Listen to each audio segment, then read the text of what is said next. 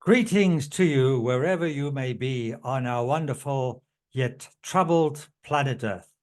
My name is Anthony Altman, and I am the author and reader of this video and audio, which is copyrighted by Anthony Bennett Altman, 2024, with all rights reserved.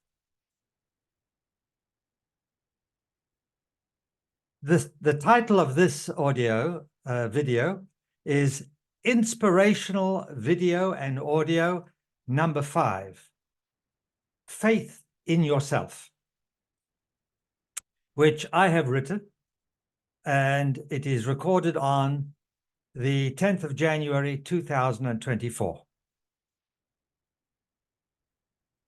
Having faith in yourself is a concept that is misunderstood by most people, and faith is lost in ourselves as a consequence when we have been taught to be emotionally and psychologically weak by, unfortunately, misguided parents, school teachers, and the accepted social system, apart from everything else that usually programs us in our formative years, somehow. Faith is also lost when we are traumatized or when we fail at something, which attracts negative and destructive reactions from others. We also lose faith in ourselves when others who are dysfunctional have some sort of influence or effect upon us.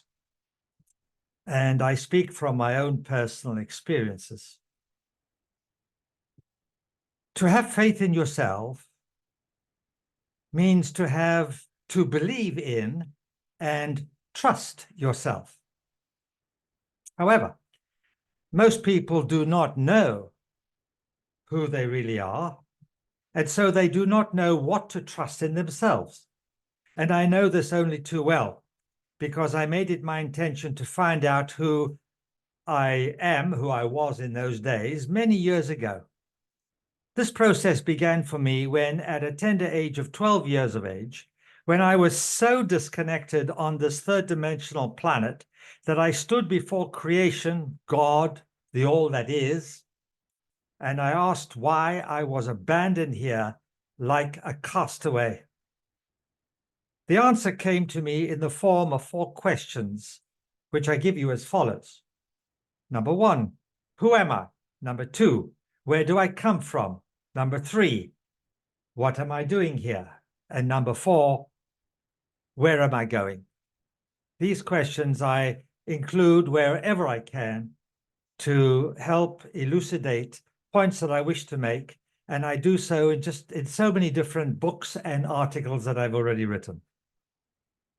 Indeed, it took me a lifetime of learning and growing to know what the answers meant to me, and I further learned that the 4 questions operate on different frequencies simultaneously. This means, interestingly, that as I grew in consciousness, and the frequency by which I vibrated shifted a bit here and a bit there, the questions meant something deeper to me, and the answers likewise were and still are deeper to me. If this statement confuses you, I would suggest that you read more of my books and articles and listen to more of my videos and audio articles and expose yourself to all that information offered by others on these incredible subjects.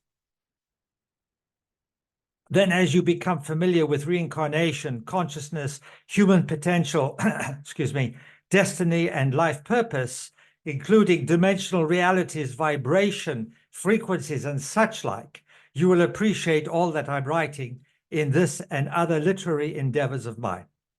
On the other hand, you may be well aware of all this right now, and you're just allowing yourself to be reminded of that which you may have forgotten, or became so distracted in this extremely physical life that you may have put the knowledge that you have of a greater reality on hold, on the back burner, perhaps. I know that this does happen to me from time to time, together with experiencing the stress of what we're all experiencing on planet Earth at this time.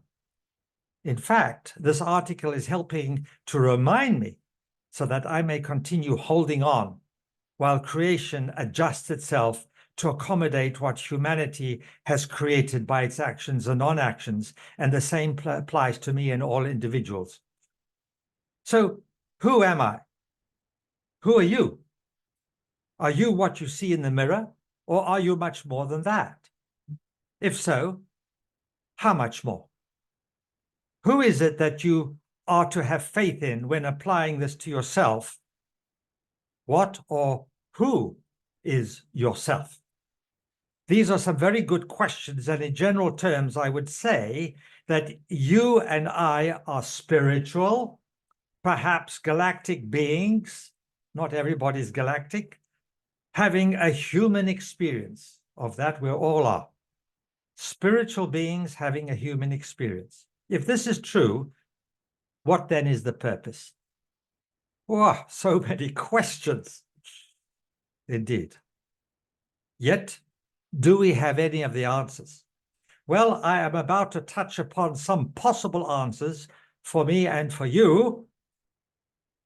I cannot be categoric because we're all so very different, and our souls originate from different places or have been subjected to vastly different experiences that we forget soon after our human birth. In this sharing, I will concentrate upon the self, or in reality, there are two selves, even though this reality is not real because it is a simulation, a holographic projection that seems to have its origins in the superconscious minds of the people, individuals and as a group of people. Individual superconsciousness, group subconsciousness, and humanity as the group of individual human beings. Following this thought, we can say that we are spiritual, metaphysical beings and physical beings simultaneously. We're everything all at once.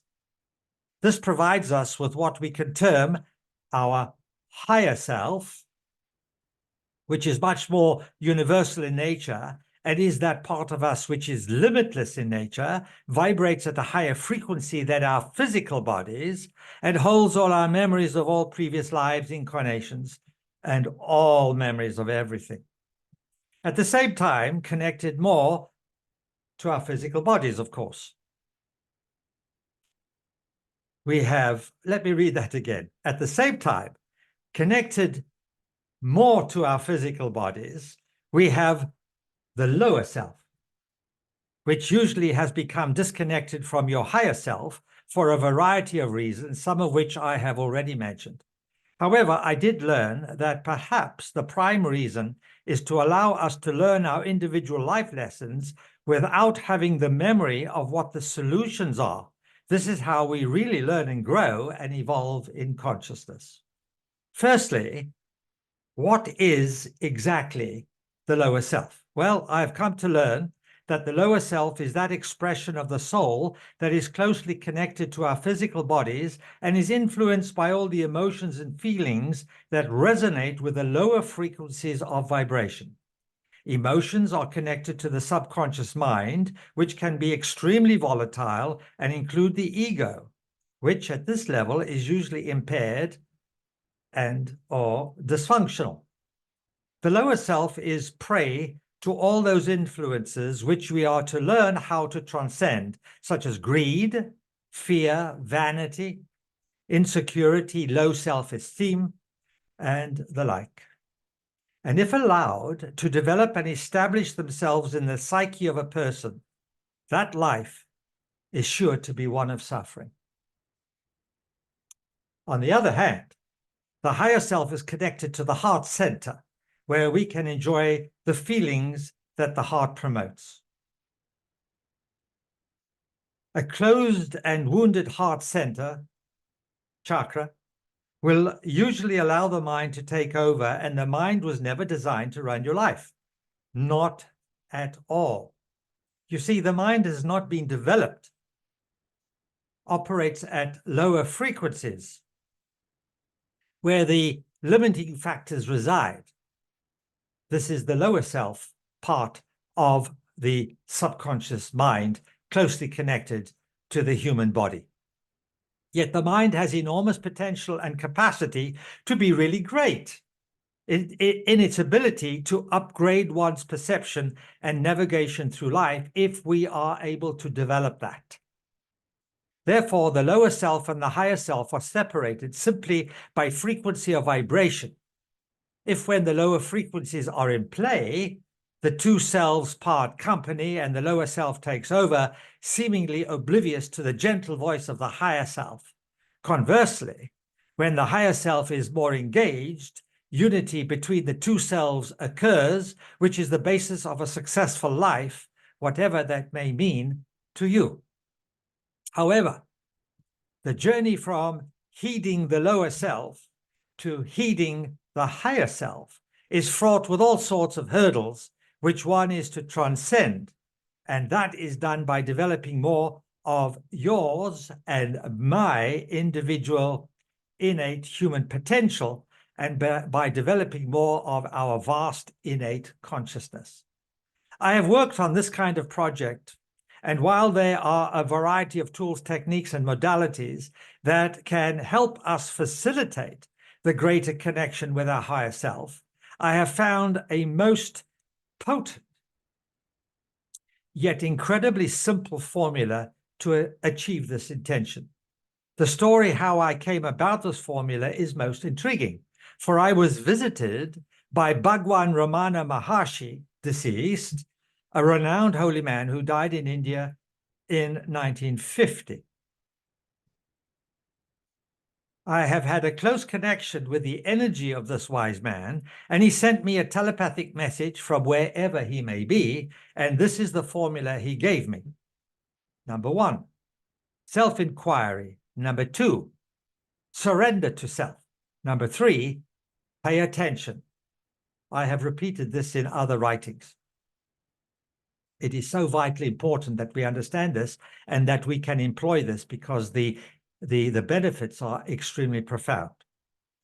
This is my commentary on the 3-point formula or protocol I've just mentioned. To know anything, ask your higher self, by thought and even by your spoken word. Keep the question simple and then trust your higher self. I could not resonate so well with surrender, but I can resonate eminently with trust. And I would suppose that these two concepts mean the same thing. Then pay attention to whatever ensues. And that could be of such a subtle nature that you may not perceive it unless you are paying close attention. The higher self usually speaks quietly with quiet thoughts and impressions given. And the more you practice this protocol, the better the connection you are developing with your higher self. I practice this protocol just about every day and many times during the day, and I'm having quite wonderful results. In fact, this one protocol is probably the most potent of them all, and can be for you if used correctly and wisely. When you have developed significant faith in your complete self, life most certainly does improve, as it did for me and continues to do so. For me, this protocol assisted me to discover my life purpose and destiny, as it is still evolving in such a marvelous and positive manner, which is also the result of learning how to flow. In other words, after receiving guidance from the higher self and following through with an intention, creation adjusts itself to accommodate you, and in this way, opportunities present themselves to you and me, to all of us. The art of flowing means that you operate to the schedule and timing of creation and not your particular schedule. Yes, this can be easier said than done, but with practice and an honest resolve, you will master this too. In fact, all this is about self-mastery, meaning that you allow and encourage your higher self to be in charge and not your lower self. For more information on what I do and how I am of service to humanity, please visit my website, anthonyaltman.net, ANTHONYALTMAN.net, anthonyaltman.net, whereby you can even contact me on that website by going to the contact page.